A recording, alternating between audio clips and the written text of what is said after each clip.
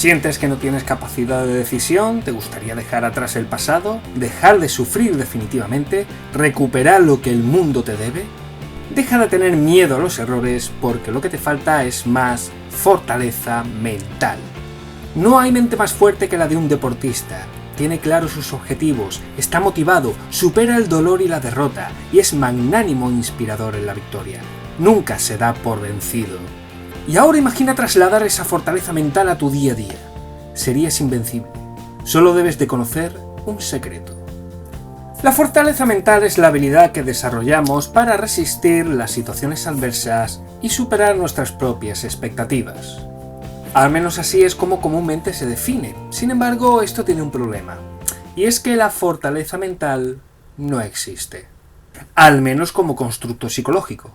Es un término referido dentro de la psicología popular para referirse a un conjunto de características deseables que según el término te harían ser más fuerte mentalmente, traduciéndose esa fuerza en los términos de la definición de antes, aguantar mejor la adversidad y cumplir con los objetivos propios. Junto con esta definición podemos encontrar infinidad de vídeos en YouTube y de artículos hablando del concepto y de cómo potenciarlo. Pero, ¿existe algo dentro de la literatura científica que se parezca? Pues la verdad es que sí, existen estudios como este, donde hay una estructuración del propio constructo de fortaleza mental a través de 4 atributos: control, compromiso, desafío y confianza, así como la elaboración de una escala psicométrica para evaluarlo. Pero el problema de este y de otros estudios es que por una parte intentan redefinir unos atributos que ya existen en psicología y que están mejor definidos. Por ejemplo, veamos la definición del atributo control. Incluye la regulación de las emociones y los mecanismos de afrontamiento del estrés, tendencia a sentir y actuar como si uno fuera influyente y mantener la ansiedad bajo control. Esto está claro, pero no es nuevo.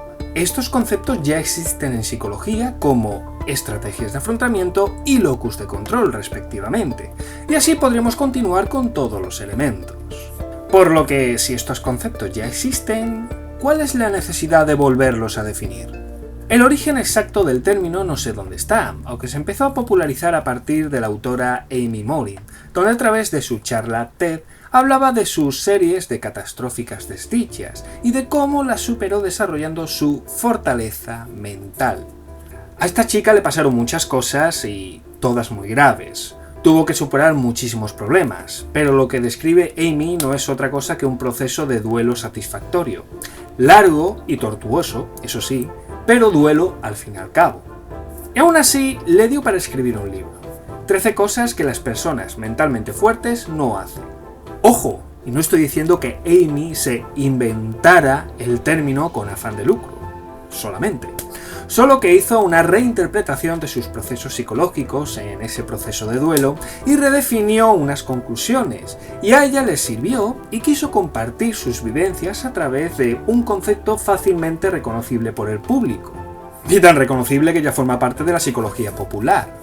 Amy quiso recoger algunos mitos sobre la fortaleza mental en este artículo de Psychology Today. Veamos si son ciertos o no. Primer mito. La fortaleza mental es un mito de la psicología pop. Y esto no es un mito, esto es una realidad. Como hemos visto, el término no existe como tal, y los intentos de definición hacen referencias a otros conceptos que ya están bien definidos dentro de la psicología. No se usa a nivel académico y no ha generado suficiente en literatura como para que conforme un concepto bien definido. Segundo mito. Las personas son fuertes o débiles mentalmente. Por supuesto, esto sí es falso, aunque el concepto en sí mismo sí puede dar pie a ello, creando esta falsa dicotomía entre fuerza o fortaleza y debilidad. Como veremos en el siguiente punto, esta dicotomía tiene sus consecuencias. Tercer mito. El concepto de fuerza mental estigmatiza la enfermedad mental. Pues sí, esto es cierto, y si caemos en la dicotomía anterior, si estás enfermo, eres débil mentalmente, o tienes poca fuerza mental. Y no solamente estigmatiza los trastornos y la enfermedad mental, sino que también estigmatiza ciertos perfiles de personalidad que, según qué rasgos, quizás no cumplan con los requisitos de lo que se espera de una persona mentalmente fuerte.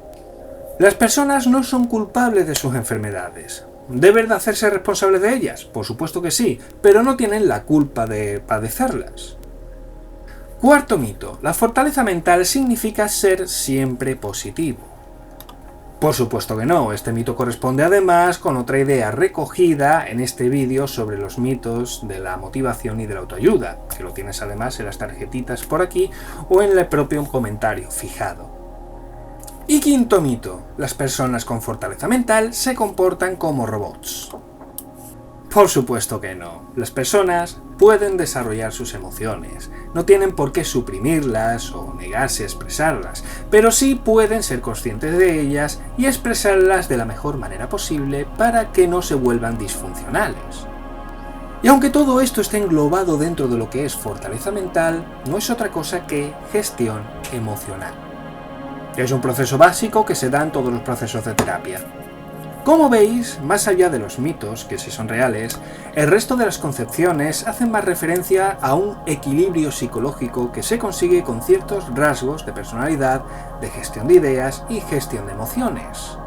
Equilibrio a los que ya podemos acceder y definir a través de otros procesos mejor definidos y comprobados en psicología, como para tener que inventarnos otros términos para ello. Mi Patreon Jorge Lucas Pérez, al cual le agradezco enormemente su cortesía, me compartió este vídeo del Dr. Todd Grande, donde compara las 13 características de las personas que no son mentalmente fuertes con términos de psicología básica. Aquí un resumen de estas características. Dejar las decisiones en manos de otras personas. Esto es una característica de la alta amabilidad, uno de los rasgos de personalidad descrito dentro del modelo de los 5 grandes, uno de los modelos de personalidad más estudiados y comprobados en la actualidad. Rumiar el pasado centrándose en los fracasos y en los errores. Esta es una característica de un alto neuroticismo, tomando como referencia el mismo modelo de personalidad. Pensar que el mundo te debe algo. Esto ya no corresponde con un rasgo de personalidad, pero sí con un error de razonamiento que puede provocar una idea limitante, que son ideas que tenemos tan automatizadas en nuestro razonamiento que nos impide ver las cosas desde otro punto de vista, por lo tanto actuar en consecuencia. Esto es un concepto que proviene de la terapia racional emotiva de Ellis, de la cual ya hemos hablado más de una vez en este canal. Quedarte en tu zona de confort, que en este caso correspondería también con lo que normalmente llamamos mente cerrada, que yo también correspondería con una baja apertura a la experiencia dentro de este modelo de personalidad de los 5 grandes. Querer complacer a la gente. Esto no corresponde con un rasgo significativo de personalidad en concreto, solo es algo normal que tenemos todos los individuos. Todos queremos complacer en mayor o en menor medida a los demás. El problema aquí no está en la acción en sí, sino en las posibles intenciones que se tiene con esa acción. Querer el reconocimiento y la admiración de la gente. En este caso también se consideraría algo normal, como lo anterior. El acto en sí no es significativo, lo que cuenta es la intención. Pero si unimos esta necesidad de reconocimiento a los celos y a la envidia extrema, entonces estamos hablando más de rasgos narcisistas. Hacer algo sin considerar las consecuencias. Esto es fácil, esto correspondería con una alta impulsividad o una baja responsabilidad, como queramos entenderlo. Por supuesto, teniendo en cuenta el mismo modelo de personalidad de los 5 grandes que estábamos hablando antes. Estoy considerando que sería una buena idea dedicarle un vídeo a hablar de este modelo de los 5 grandes para que se entienda mejor para futuros vídeos, porque seguro que se va a referenciar muchas veces. Bueno, creo que es buena idea, pero para verlo tendrás que estar suscrito al canal. Tener miedo a los errores.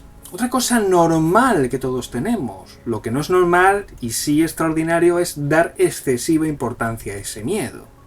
Ceder ante las tentaciones. Pues esto, junto con el miedo excesivo a los errores, también son 2 rasgos característicos de alto neuroticismo. Renunciar ante el fracaso. Otra cosa que puede ser normal. Hemos comprado con mucha facilidad esa idea de que nunca hay que rendirse ante el fracaso, pero a veces el fracaso es una prueba de que quizás lo que estamos haciendo no está bien y debemos abandonar para dedicarnos a otra cosa. Otra cosa es tirar la toalla ante el primer signo de error. En este caso podría hablar de poca paciencia o incluso de poca consistencia de uno mismo, o mejor definido, poca eficacia autopercibida, que además es un ingrediente básico de la autoestima. No alegrarse de los logros ajenos. Bueno, no nos tenemos que alegrar constantemente de todo, o los logros de los demás. Otra cosa es desear que los demás fallen, sobre todo si no tienes desavenencias con estas otras personas, lo que es un signo de baja amabilidad. Necesidad de compañía de otros. Esto es un signo de alta extroversión, pero si la necesidad es muy pronunciada al punto de que no puedes hacer nada solo o sola, es un signo de una personalidad dependiente. Estar descontento con lo que se tiene. Este rasgo, en cierto modo, es normal en todos los individuos. Es más, esta disconformidad es lo que muchas veces te puede animar a cambiar. Como veis, esto no es más que un concepto que intenta agrupar fenómenos psicológicos de muchas ramas, como son rasgos de personalidad, narcisismo, ideas limitantes y otros aspectos que son normales de cualquier individuo. La fortaleza mental como concepto quizás venda libros y produzca artículos de superación personal, pero no es algo que exista realmente. Quizás con un poco más de investigación detrás se consiga definir mejor unos parámetros con los que poder conceptualizarlo, pero por ahora la fortaleza mental es un concepto que pertenece a la psicología popular. Y como otros tantos conceptos o expresiones comunes de la psicología popular, pues puede que en el futuro se siga utilizando o puede que desaparezca y sea sustituido por otro concepto pop que se ponga de moda. Implicarse en este concepto crea un falso dilema entre lo que es fortaleza y debilidad mental. Estigmatiza ciertos rasgos de personalidad como si fuesen poco deseosos o indicadores de debilidad e incentiva a no responsabilizarse de otros problemas psicológicos con más relevancia, atribuyéndoles esta etiqueta de que o somos fuertes o somos débiles mentalmente. Y es eso justamente lo que deben de cambiar solamente para resolver sus problemas, cosa que no es así. ¿Y tú qué? ¿Crees que eres fuerte o débil mentalmente hablando? Deja tu opinión en los comentarios. Y si te ha gustado este vídeo, pues no olvides compartirlo y suscríbete y dale al botón de la campanita para ser el primero en enterarte de cuando subo más vídeos como este. Gracias a mis Patreons y en especial a Jorge Lucas Pérez por proponerme y ayudarme con este material para este tema. Si queréis apoyar económicamente el canal y proponer temas como este, visitad mi página de Patreon. Gracias por vuestra atención y nos veremos en el siguiente tema.